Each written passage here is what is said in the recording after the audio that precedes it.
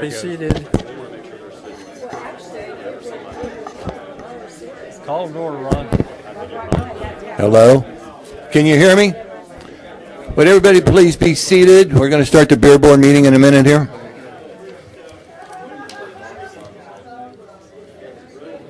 How are you? Thank you. I need to set up a time There for you you go. to sit down and talk. You're welcome. Because I know you had some questions about the FBA stuff. Well, I can talk to you about it later. To call the Farragut Beer Board for August 25th, 2016 to order. First item on the agenda is approval of minutes. Has the board had a chance to review the minutes? Make a motion to approve. Second. All in favor, say aye. Aye. Opposed? It passes. Next item on the agenda, approval of a Class 1 on-premise other beer permit for Chili's Grill and Bar located at 11454 Parkside Drive. Do we have a representative here from Chili's? Do you mind going up to the podium? State your name and your home address, please. Yeah, my name is Arthur Palmer. I live at 1125 Harbor Shore Drive in Knoxville. I think it's in Farragut. Okay. And tell us a little bit about the business. When you expect to open? Okay, so our open date is September 12th that's the day we expect to open. We are finishing up construction now, still getting our clearances from we had a building inspector out today, health department came out today. So we are looking hopefully to get our certificate of occupancy on Monday and then be ready to go, start training in a week, and then the following week we'll be open for business is what we're hoping to do. Terrific. Now, do I understand this is a new location, or is it relocating from? Yeah, it's a relocation Right. from the Mabry Hood location. Okay. So that one will be closing down. I think September 6th is the last day that they'll be open. They'll be open for lunch that day, and then we'll transfer the staff over to the new location and open up a week later. Any questions by the board? Glad you picked Farragut. We're excited to be in Farragut. I think it's a lot higher traffic, better location for you. Yeah. Should do well. Yeah, we're excited about it. I have no questions. Okay. Do I hear a motion? Motion to approve the application for Chili's Inc. DBA Grill and Bar number 1578. Arthur Palmer, applicant. Second. I want to make a comment here. It's the proposed motion is contingent or subject to obtaining a certificate of occupancy, and you said that you would have that on Monday. Is that correct? We expect to have that on Monday, yeah. Just want to make sure that's clear. Yes, that, sir. What we passed tonight is subject to that CO. Okay, so if we don't have that Monday, procedurally, do I have to do anything, or do we? No, once you get your CO, typically the building codes office will call me and let me know that you've gotten it, and you just come out and pick it up. Okay. Whenever they give you that, go ahead. Okay, fantastic. All right. All in favor of the motion? Aye. All right. Opposed? Motion passes. Congratulations. Thank you very much. Welcome to Farragut. Appreciate it, We're guys. excited for you. Next item. Consider approval of a special occasion beer permit for the Farragut Business Alliance Annual Farragut Food and Wine Festival. Do we have a representative? You do. David Purvis, 605 Warrendale Drive, board member of Farragut Business Alliance. Well, any questions by the board? I know this is what, the 8th year? Yes, it is. It's October 21st from 6:30 to 9:30 p.m. We are asking for a waiver of the fee for the special event permit due to the fact the town is one of the sponsors of the event through the funding of the FBA. Any other questions, comments? Well, he's making a request. I guess we need to discuss that. don't we? Okay. Yes, we do. What have we done in the past? Same thing. It's every year. Every year it's been the same arrangement. Town is, through the funding mechanism of the town, through the contract with FBA, the town's agreed to waive that $100 fee. We'd just be paying ourselves the fee, Yeah, basically. exactly. Just recycling the funds. It's a community event. It's a lot of fun. It's well attended. weather provided, we have had up to 1,200 attendees. This year, we've done something a little bit different. We've got, instead of having the entertainment we did have at the Red, White, and Blues Festival, which we have canceled, we've now moved the entertainment to this event. So we have a band called the Coveralls going to be playing.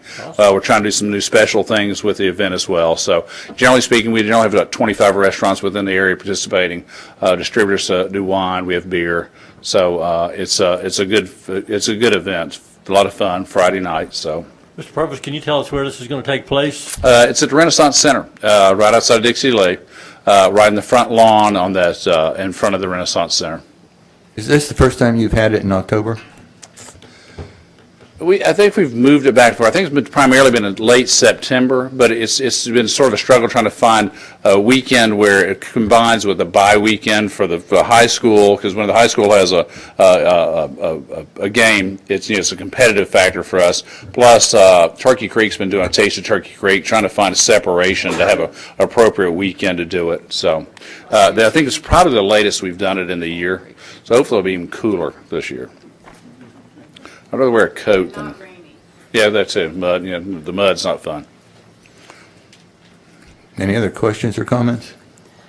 I'm fine with waiving the application fee for the beer permit. And, Is that a motion? no, I think, Move to waive the $100 application fee and approve the special occasion beer permit for the annual Farragut Food and Wine Festival event. Second. All right, all in favor, say aye. Aye. Aye, opposed? Passes. Thank you. Congratulations. Look forward to seeing you all there. Thank you Good very luck. much. Any other business for the beer board? If not, the beer board is adjourned. And that means now it's the Farragut Board of Mayor and Alderman agenda for August 25th, 2016. We will, we have Boy Scouts here. We have some trinkets that we give out to the Scouts, and be sure you get some. And if you'd like to come down and help us with the Pledge of Allegiance, come on down. Right now, we will rise for silent prayer, followed by the Pledge of Allegiance.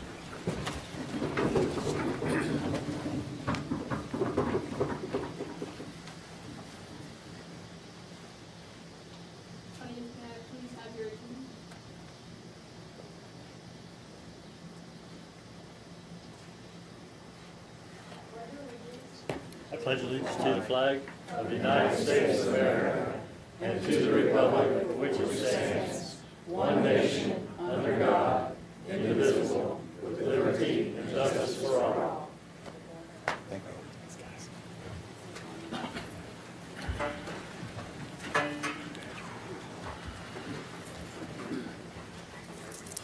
The next item, something that's fairly rare, but we are going to swear in two new aldermen, Louise Povlin and Ron Williams.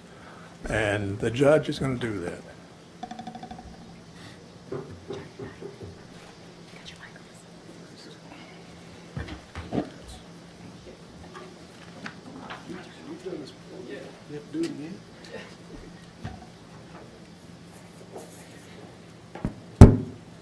Yeah, you're working. Do one at a time. Yep.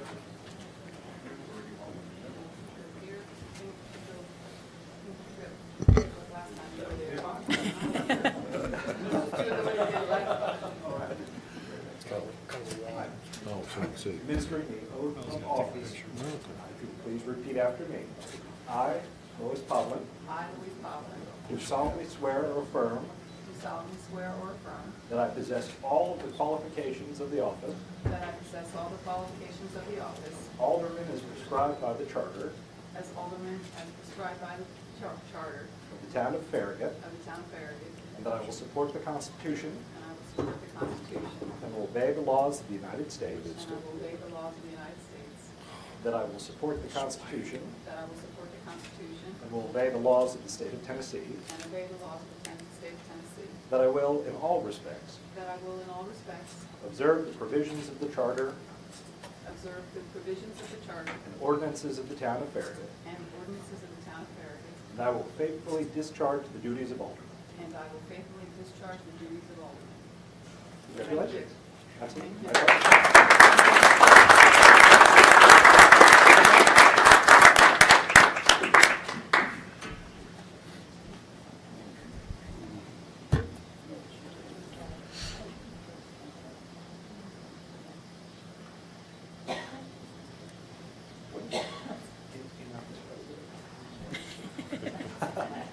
Administering the oath of office. If you please repeat after me. I, Ronald E. Williams, I, Ronald E. Williams, do solemnly swear or affirm do solemnly swear or affirm that I possess all of the qualifications that I possess all the qualifications of the office of Alderman of office of Alderman as prescribed by the Charter of the Town of Farragut, as prescribed by the Charter of the Town of Farragut. that I will support the Constitution I will support the Constitution and will obey the laws of the United States, and obey the laws of the United States. that I will support the Constitution I will support the Constitution and will obey the laws of the State of Tennessee, and obey the laws of the State of Tennessee. that I will in all respects And I will, in all respects, observe the provisions of the Charter observe the provisions of the Charter and ordinances of the Town of Farragut, and the ordinance of the Town of Farragut. and that I will faithfully discharge the duties of Alderman. I will faithfully discharge the duties of Alderman. Congratulations.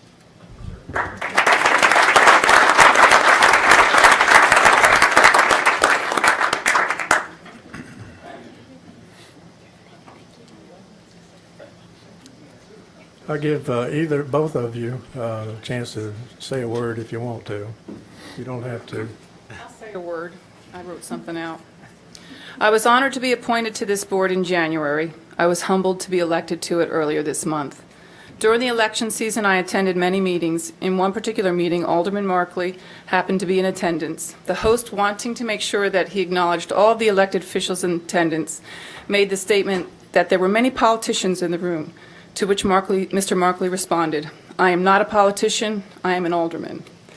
I join Mr. Markley in that sentiment. I am not a politician, I am an alderman. I don't consider myself unique, just uniquely situated to help our community continue to be an incredible place to live, to work, to raise a family, and to retire. I will continue to serve Farragut to the best of my ability and work to strengthen our community. And one final observation. Whoever decided to have an election in August in Knoxville clearly has never walked a neighborhood in June or July. Stronger. I guess. Ron? Well, I did not prepare anything, but like Louise, I'm not a politician either. I'm here to listen and hopefully help, and that's about it. Thanks. Okay, now, because we have some new people, we've got to reorganize this board. And first thing that we have to do is to elect a vice mayor. And I think we can take nominations and then vote on who you want the most. And so I would start by nominating Ron Pinchuk. Any others? I second that. Shall we vote? All in favor say aye. Aye. Any opposed? Congratulations. Thank you. Do you have anything you want to say? I wasn't prepared to say anything, but I guess I just want to give a shout out to Vice Mayor Dot Lamar. She's done a wonderful job in the past, and she's left some big shoes to fill. She's been very good, not only in the community, but throughout the state, and how she represented us. So I will do my best to follow in her steps. So thank you for nominating me and electing me. The next item then is the approval of the agenda, and it's rather short.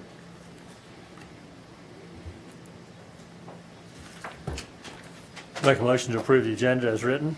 Second. All in favor say aye. Aye. Any opposed? That brings us to then the mayor's report, and under this category, I have to make some, I have to fill some empty seats in different places. Let's see, first of all, Planning Commission appointments. We had, is it 3 or 4 who were, their term was up, or was it, what was it? We had 3 individuals that needed to be reappointed if the mayor so chose to do that. I don't have those names in front of me. It is. Secretary. Well, it would be Ed St. Clair. Ed Whiting, Ed Sinclair, and Rita. Rita Holiday. Okay. That's not me. Just excuse that. I turn it on vibrate. This is what I get.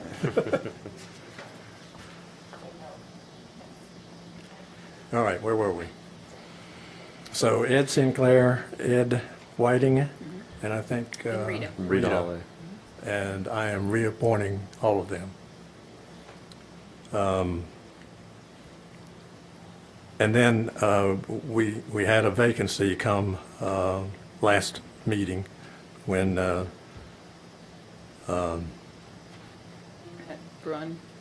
Annette Brune, she decided to roll off the committee, and I have appointed Drew Carson to take her place. Are you there, Drew? I don't think Drew's here. No, thank you. I've I not see seen Drew. it. Not seen it. Well, you'll be seeing him on the Planning Commission then.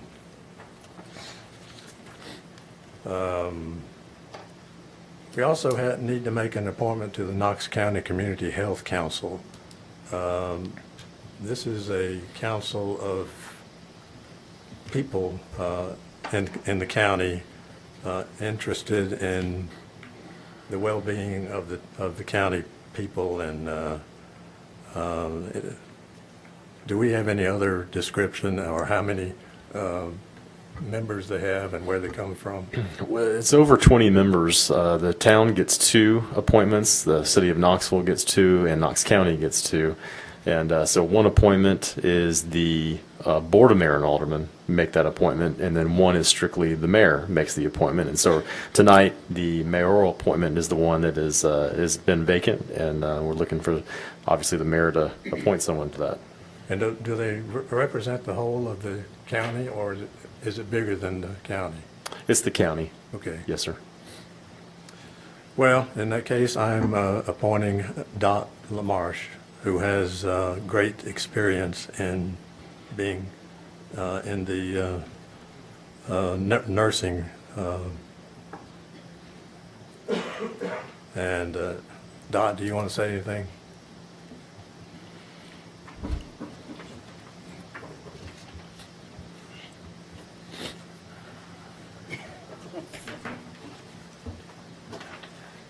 You thought you were going to get rid of me, but you're not. My short retirement. No, I'm very honored to accept this position, and I will follow in the footsteps of Debbie Pinshot, who represented us for the last 3 years, and I look forward to working on that committee, and I thank you very much for that appointment. Thank you, Doc. All right, we move on then to the next.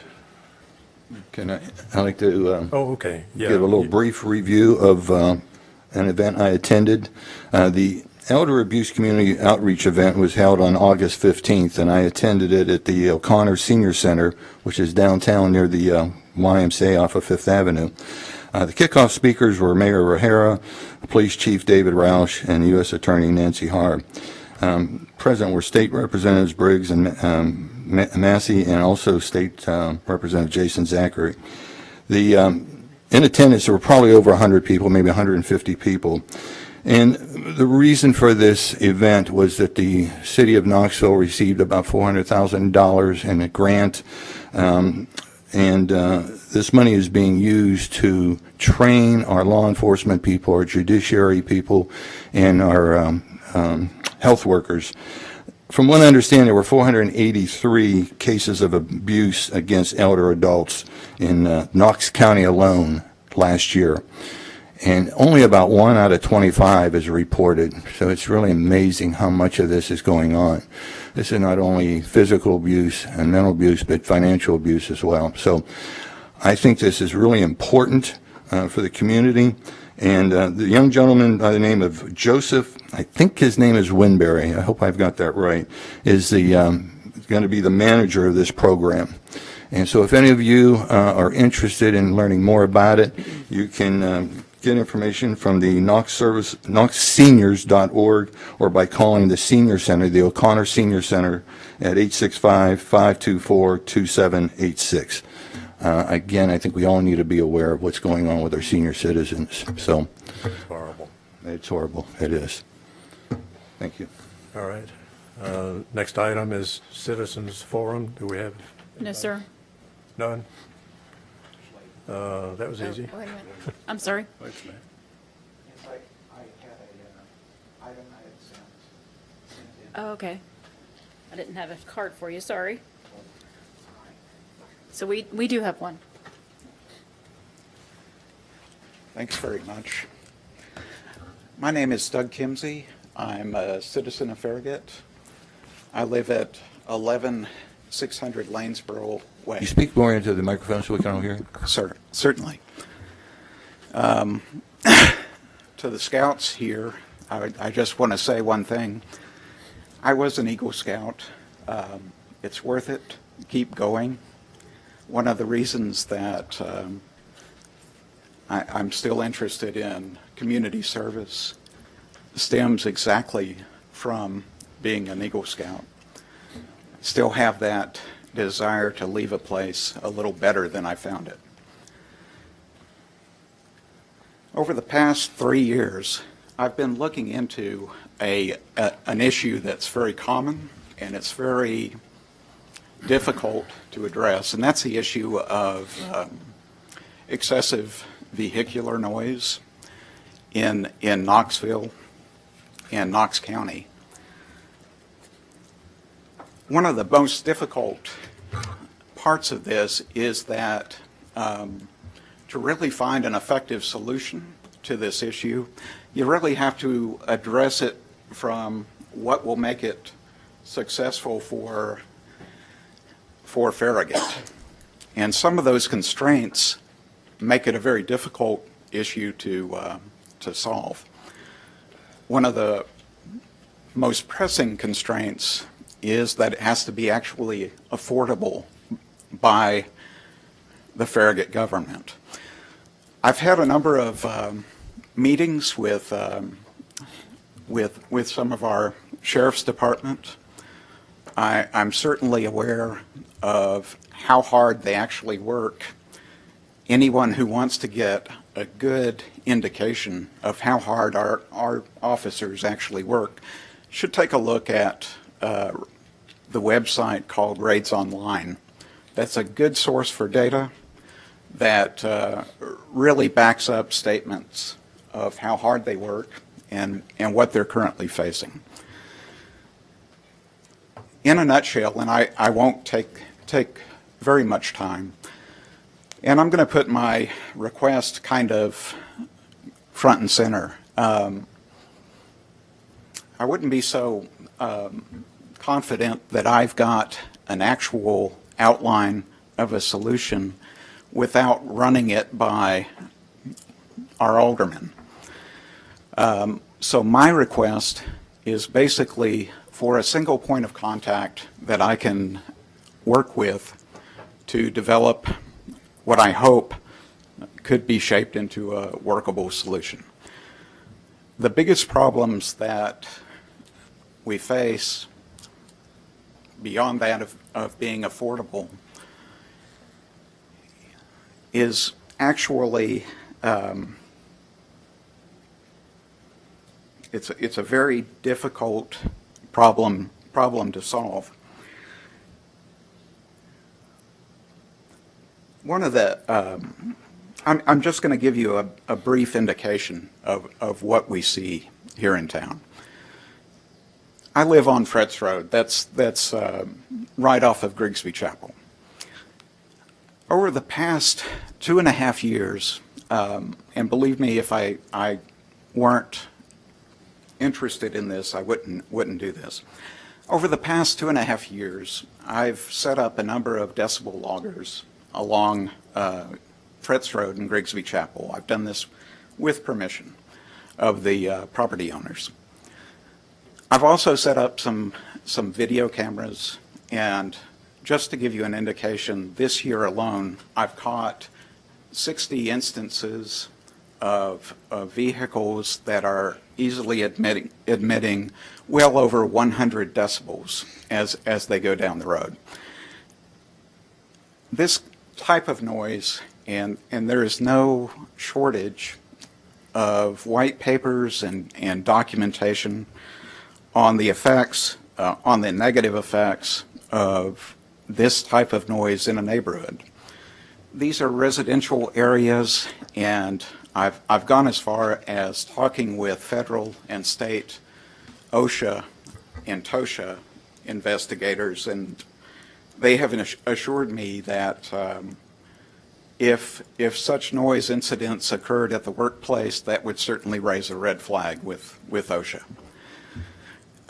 This is not trivial noise, and I know that our officers cannot be expected to be at every street corner. I'm well aware of the issues that we've got with the traffic light cameras and the investigation that we're looking at there. I think that the major bottleneck and the major frustration that citizens currently feel is that they have no real legal recourse for getting a case such as this into our court system. And this is a case of probable cause more than anything. And the crux of the situation is that we feel that in order to show that an incident has occurred, it must take place in sight of a law officer. There are many cases, and there are many other ways to show probable cause. In a nutshell, a solution that I'm thinking about, and I'm not going to tell you that this is the end-all, be-all solution. I think it needs work. I think it would have to be made practical. But the solution I've got in mind is simply a kit that citizens could actually download from our website that would walk them through what is practical and what is not, what would be a viable case and what would not be. It would also have to contain a statement that the citizen would sign that acknowledges that they understand the consequences of filing a false report. A notarized statement such as this that might go to a prosecutor may be a way to do it. The items where I would need your help are understanding the workflow of citations as they go through a prosecutor, because part of making sure that we're not driving up the cost of law enforcement for Farragut is understanding what kind of additional workflow and workload we would be dumping on our court system. So my request is simply a contact that I could submit questions to, send my ideas with, and collect your input. I need your input to make this go. Like you, I'm not a politician. I am a citizen. I do believe that a citizen has a responsibility to try to make things better. And with that, that's it. Thank you. Okay, thank you.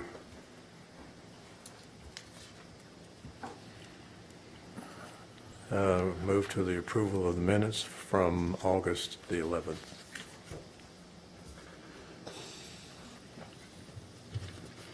I make a motion to approve. All in favor, say aye.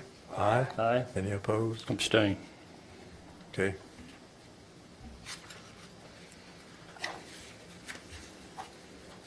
Okay, then we move to business items, and the first item is approval of bids for a 2017 dump truck.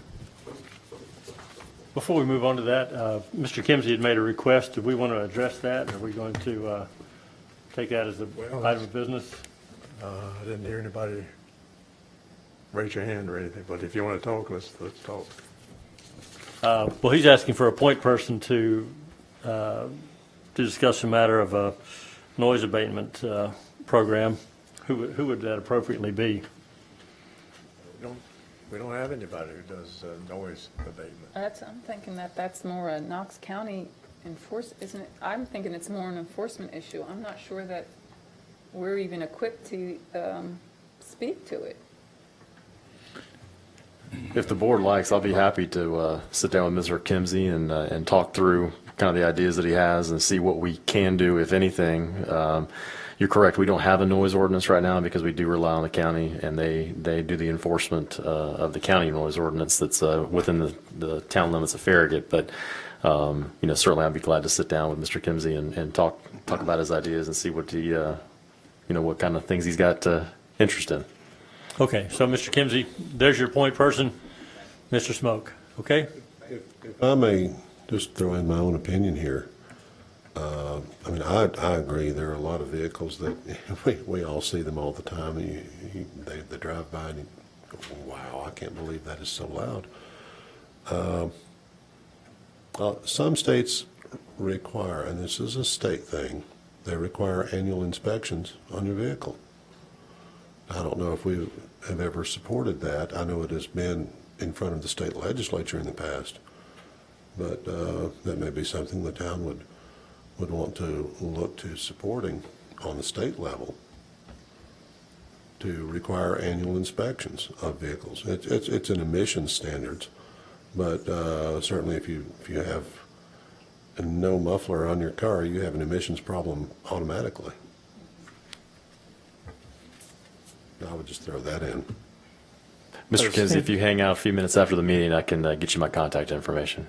Thanks. Seems to me that you'd have to have a system where you're capturing license plates. You're going to have to capture some of the noise somehow. Otherwise, you don't have a case. That doesn't sound easy to me. Well, he's talking about a sworn affidavit by a citizen. So, but I guess that's something that he can discuss with Mr. Smoke, and who will get back with us. And but it's done on the state level, not on the town level. Yeah.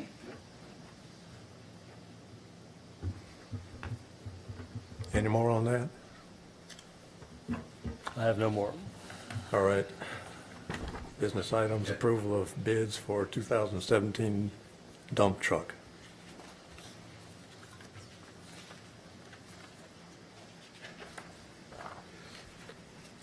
Good evening. The purpose of this agenda item is looking for you all's approval to purchase a new 2017 dump truck.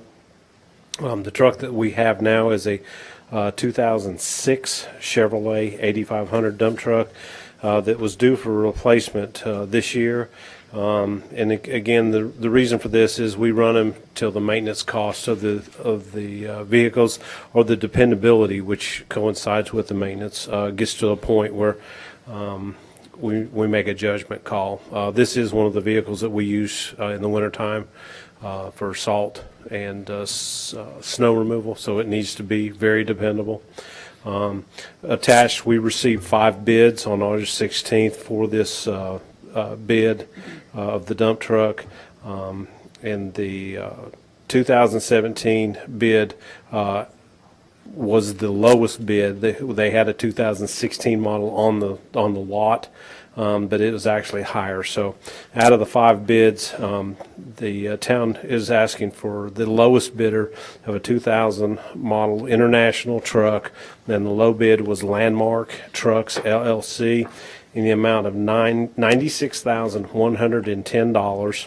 And this is for a, they call it a Series 7300 SFA dump truck.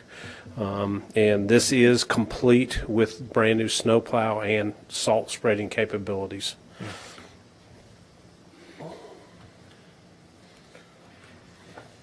Tell me, how do you like the Internationals compared to the Freightliners and Kenworths? I mean, the only experience we have is the Freightliner that we got last year, and so it's been a dependable vehicle so far. We haven't hardly got to use it in the snow because we got so late in the year.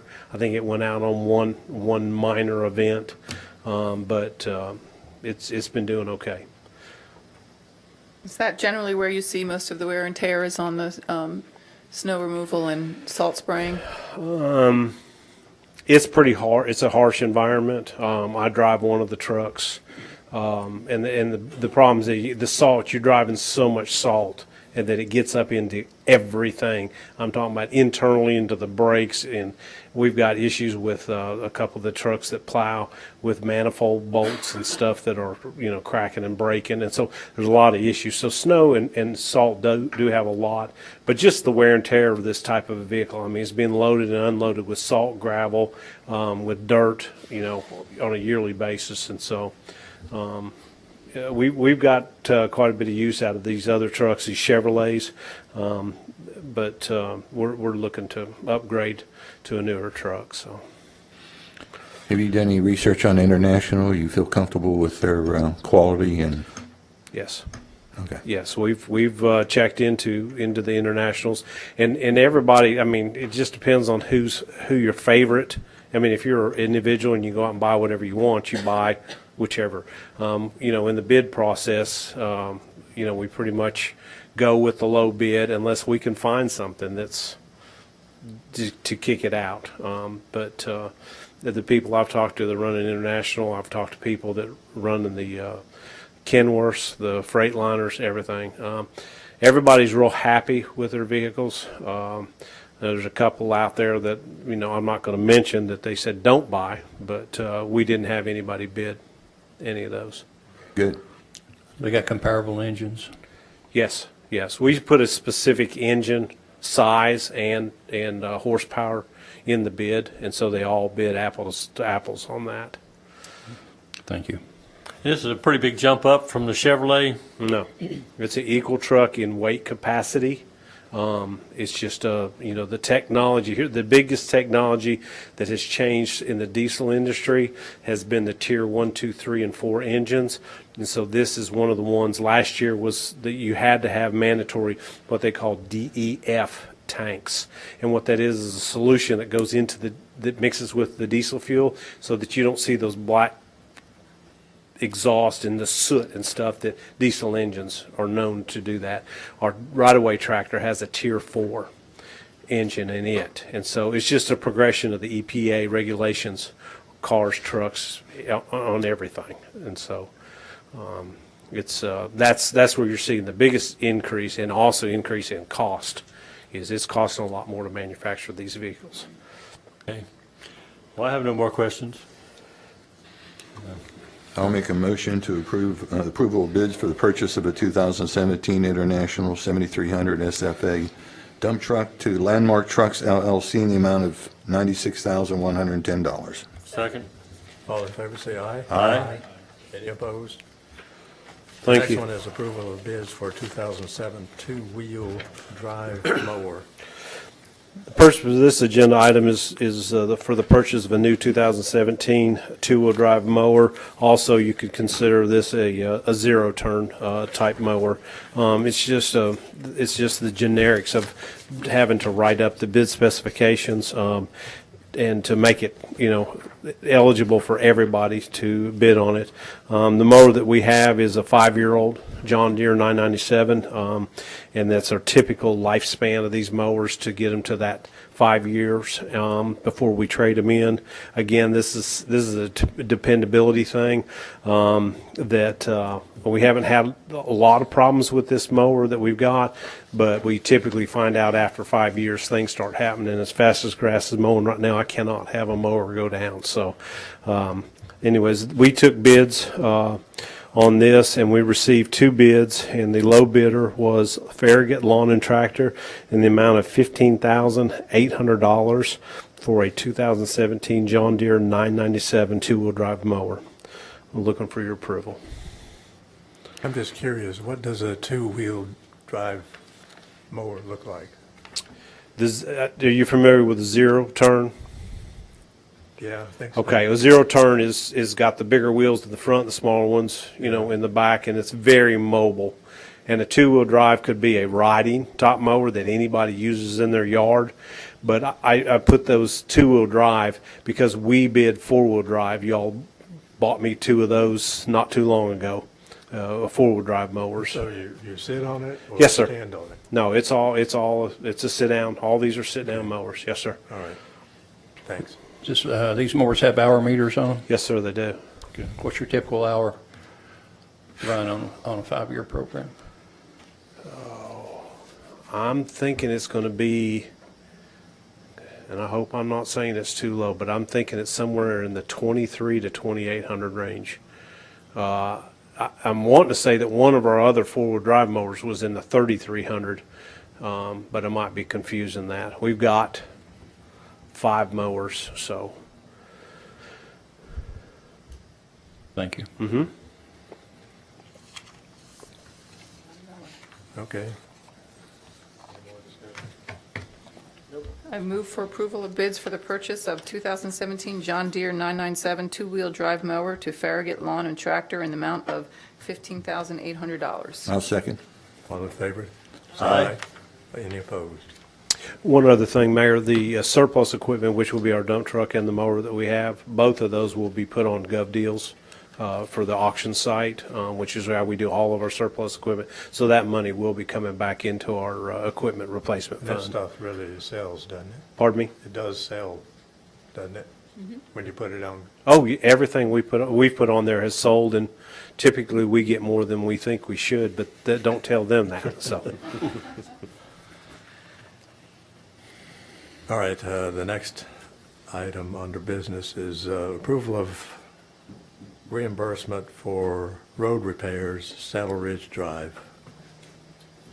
Yes, you'll recall back in June, you approved a release and reimbursement for repairs in Saddle Ridge subdivision on Long Ridge Road.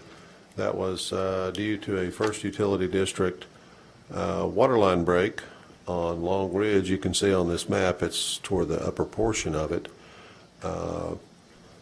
Those repairs were made. The board had approved that reimbursement and the release. Those repairs were made, and unfortunately, a couple of weeks after that, we had another waterline break in Saddle Ridge, totally unrelated. It was near the address of 600 Saddle Ridge Drive, and there were significant damages occurred to our street. We were contacted by First Utility District's insurance company that we had worked with on the previous repair, and they said, go ahead and fix that under the same circumstances. I'll send you a release. Before you tonight is a release of claims from First Utility District. All repairs have been completed, and we now have an invoice amount, total cost of $44,670.93. In your memo in your packet, I had mentioned that was roughly $52,000 estimate, but those costs came in a good bit under what we had estimated at that point. So staff recommends approval of the settlement agreement and release of claims from First Utility District. And once that is approved, We will turn that into their insurance company, and they will reimburse us the full amount of $44,670.93. I'm curious, what was the cause of these two water line breaks? I mean, its subdivision is not that old, but... Right. I think that subdivision or that portion of it came online about 2000, and just blind luck that they both had these at roughly the same time. Not aware of any issue. It's my understanding they were both PVC pipes. One was a fairly large pipe, the other one was smaller, but there's an awful lot of water up there on that hill. There's actually one water line break up on Long Ridge, on the other side of Long Ridge, a few years ago as well. Was there really? Yeah. So it seems, I'm not sure. And they just had a small one off the road a couple weeks ago. Right. Now, back when that portion of the subdivision was built, it's my understanding that PVC was a standard material for those water lines, and they have since gone to requiring cast iron pipe, which has been used for the last couple of centuries. So they're back to using the cast iron. That won't be a problem with cast iron, I don't think. Is that what they're getting replaced with, these? I don't think they're being replaced with that. I think they're simply repairing the PVC line because, Okay. I mean, you've got PVC on either end, so I'm Yeah. sure that's what they're using. Yeah. So you're saying new construction would be cast iron now? New construction is required to be cast iron. That's my understanding, and that's a first utility district requirement. How old is this road? That portion of it was around 2000. I think Saddle Ridge Drive may have been slightly before that, maybe about 97 or 98, but so it's roughly 18, 20 years old. Did the people at 600 Saddle Ridge, they were the ones that had a lot of damage in their front yard? They had a lot of damage. Is that being handled separately? That's being handled by a first utility district, kind of in-house, by their own forces. Okay. Has this been satisfied? So yes, it has been. Any more on that? Do we have a motion? I move for approval of settlement agreement and release of claims from the First Utility District. Second. All in favor, say aye. Aye. Any opposed? Next one is approval of supplement request for additional engineering services from Cannon and Cannon Incorporated for Kingston Pike Sidewalk Project. There's one item above that. That is the approval of change order number 2 for Everett Road improvements. You want to do that one first? Oh, yeah. This is more or less a housekeeping measure. On any project of any size, there are always things that come up during the construction as it progresses that require minor changes to the plans, require additional work by the contractor to more or less provide the best product for the money. As this project has moved along, we have asked the contractor to go ahead and include construction of several items. Some things, a good example would be at McKinley, is it McKinley Station, the subdivision? That is a subdivision that came online during the course of this project. That is 2 separate entrances, side roads to this project. It requires additional work. That's automatically 4 handicap ramps. So in order to keep things moving, we ask them to go ahead and add that. We'll work up a supplement, or in this case, a change order request. And as I said, this is more or less a housekeeping to catch the contractor up on all of the additional work that they have been asked to do. One item in this change order request is additional sidewalk from St. Andrews Drive to Union Road. If you can see on this, the overhead, there is a portion of sidewalk that is missing along Everett Road that is not included in the project. we want to go ahead and include that within this change order. That probably has a total cost of about $14,000-15,000 of this $39,885 request. So we've included that, and we really just want to catch up on all of the work that has to catch up on payment for all of the additional work that they've done. So total cost for all items reflected in the change order is $39,885.45. Staff recommends approval. You state in here that all costs are reimbursed by KUB, but that sidewalk will not be reimbursed. Oh, no. The change order number one was all costs were reimbursed by KUB. It was a change order that required an additional boring under the roadway. KUB approved that, and it really had no other cost to the town, so we didn't bring that to your attention. Okay. Any more discussion? A quick question with the sidewalk. It sounds like and it looks like along that Everett Road area that there'll be some retaining wall. Will there have to be some retaining wall built in that area? There may be a short amount of retaining wall. It'd be like a very short knee wall. Okay. I'm not sure, but it's that is not included in here. I think we're looking at the possibility of just laying the slope back and making it work. But that's the cost of the sidewalk as we have discussed with the contractor. All right. I have a really quick question about 1A, the AT&T relocation of unforeseen shallow AT&T transcontinental fiber optic line. Was that installed by AT&T and we weren't aware that it was shallow? What? There were AT&T lines that we knew that were shallow, but unfortunately we weren't aware that they were embedded in concrete that was a lot more shallow.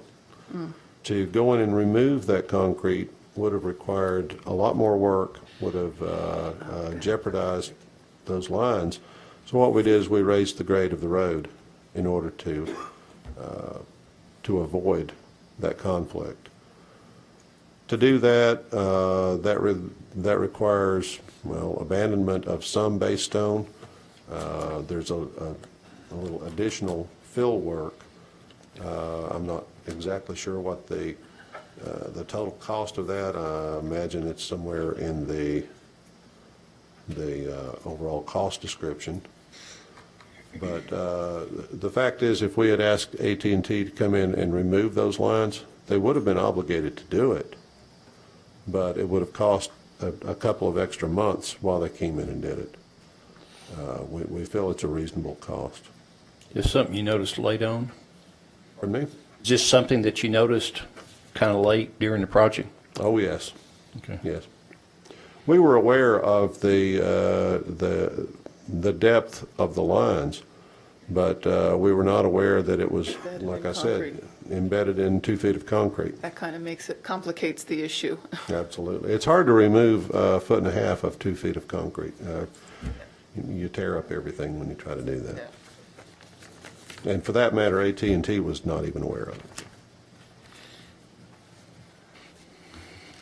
Any more discussion? I have none. Do we have a motion? Motion to approve change order number 2 is presented for Everett Road improvements. Second. All in favor, say aye. Aye. Opposed. Next one then is the approval of the supplement. I can hardly see this. Supplement request for additional engineering services from Cannon and Cannon for Kingston Pike sidewalk project. You'll recall this sidewalk connection is across the frontage of Willow Creek Golf Course on the south side of Kingston Pike. It ties in all of our pedestrian facilities that are to the west of the golf course with those to the east. It's a very needed connection. But it's something that we've talked about for some time. Cannon & Cannon has had a contract for a while now. October 2014, this board approved a contract with Cannon & Cannon for final design on this. Since that contract was approved, there's been quite a bit of additional work that was just outside their scope of work that in order to keep the project on track and to make it a successful project. It required additional meetings with the golf course folks, additional design elements that had not been anticipated when the earlier contract was approved. Cannon & Cannon has provided this request for supplement for the additional work. It is in the amount of, I don't have it, but here. Total request is for an additional $7,177.50. That in my opinion, they have done a very good job. They've worked very closely with the golf course management. The fact is, it is extremely important that we make this project work with the golf course so as to not damage the playability of the hole. So I feel like this is a very reasonable request, and so staff recommends approval of this request for supplement for $7,177.50. How many linear feet is this? It's about 2,050 feet. That's a bargain. I have a little trouble with the numbers. Under the financial section, the contracted amount, $142,800. I can't figure out where you've come up with that number. There was a preliminary contract, a preliminary design contract for, I want to say about $28,000. That is, I really didn't describe it in here, but the contract that they're working under now is for $114,700. That's taking it from preliminary through final design. Okay. So if you add those numbers together, it comes up to a currently contracted amount of $142,800. Okay. And what's the timeline on that? Forever and a day, unfortunately. No, we are hoping to have final design in the coming months. Now, we're going to be working with the golf course pretty closely, and we have been in contact with TDOT recently to make sure that, they've given us notice to proceed with right-of-way. We did a request for qualifications for right-of-way appraisers, and we've received packets from appraisers. We'll be bringing those to the board at a future meeting, probably the next meeting. I saw 3 or 4 trucks out there today. Was that TDOT or was that utility work, or do you know what was going on up there? I really don't know. What color were they? They weren't Farragut trucks, I know. They were that. TDOT trucks. They were TDOT trucks? Yeah, they were TDOT trucks. They probably were not related to this project. It was probably something on Kingston Pike. Are they dealing with the light too, or is TDOT handling the light? Putting the light there, is that our deal? Oh, the traffic signal, that's ours. Okay. And we, just as an aside, we met with that contractor last week. All parts are on order, and they are hoping to have a completion prior to our completion date in December. So we may see a signal up there in November sometime. This sidewalk won't be impacted by that, will it? Well, that was one of the items on their request, that they had to make a few revisions just to accommodate that signal. Okay. That signal came online after their preliminary design had been done, so they're making it work together. Okay. So there's a federal local cost share on this part of it? On this, it is an 80-20 split with STP funding. Okay. The way it typically works, if we are in charge of a phase like design or right-of-way, we will go ahead and pay up front for all of the services required, and then seek reimbursement after that. And we get 80% back. It's a good deal. I mean, it's $3.55 per linear foot. That's a bargain compared to the Still an expensive project, but it's.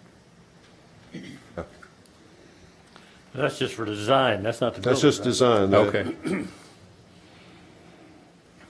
Any more discussion? I have none.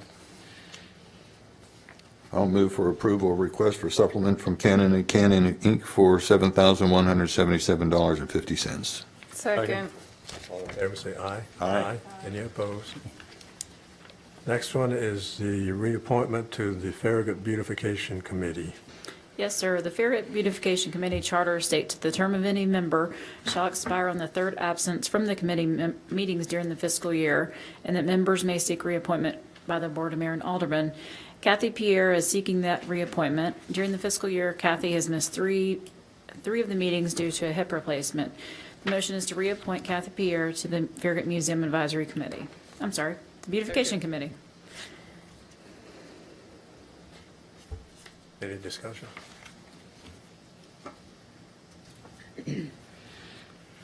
I'll make a motion that we reappoint Kathy Pearson to the Farragut Museum Advisory Committee, Beautification Committee. Beautification Committee. My bad. Second. All in favor, say aye. Aye. Any opposed? Move to public hearing and second reading of ordinance 16-12, an ordinance to rezone a portion of parcel 69, tax map 142, north of the Farragut Church of Christ, 23 acres from R2 to S1, a portion of the parcel what is that? Parcel 69. Can't read that. 69 And 69.01. and another 69. 69.01. And tax map 142, east of the, where am I? Farragut Church of Christ. East of the Farragut Church of Christ from R2 to B1 and C1 to O1, 3.44 acres, and a portion of parcels 6901, tax map 142 from O1 to C1, 4.76 acres, Good Works Unlimited LLC applicant. Okay, this item was discussed on first reading back on the meeting on July 28th. Predominantly, this rezoning request involves approximately 23 acres of parcel 69, tax map 142, where the applicant's requesting to rezone that from R2 to the newly modified S1 Community Service zoning district. And their intent is to develop a senior living community on that portion of the parcel. When we were looking at that particular rezoning, we worked with the developer and the Planning Commission because there was some other parcels that would be affected by this development. As part of the development on this property, Peterson Road will be extended to the north, and it will bisect some other tracks that, in the staff's view, felt like we needed to consider rezoning those to make those tracks basically developable and more logical in terms of the zoning designations as you transition from south to north.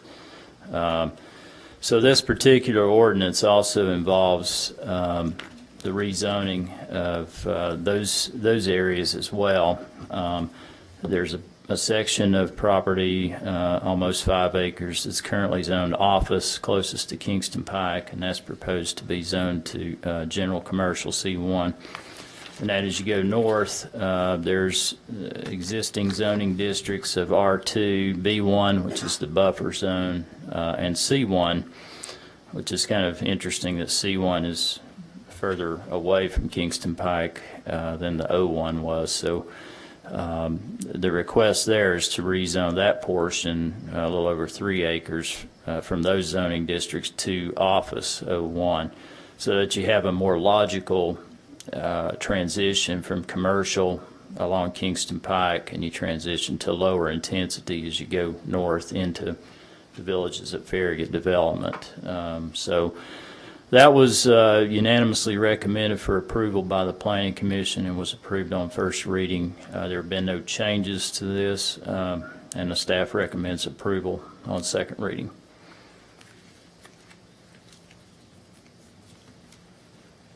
No changes from the, No, ma'am. This is second reading. to approve ordinance 16-12 on second reading. Second. All in favor, say aye. Aye. Any opposed? We move now to the town administrator's report. Mayor, just one thing tonight. We started off our Intro to Farragut class. So last week we had a sit down with everybody and a meet and greet, and we have our first class on history of Farragut next Tuesday night. And we have several members of our class here. You want to raise your hand just so the board can see y'all? Several members here tonight as part of their duties and responsibilities to come to a board meeting. So they've fulfilled at least one of those so far. So we're looking forward to having everybody in class this year. Anything else? No, sir. We are then adjourned. Thank you, everybody. Well, I think I'm going to be here all day.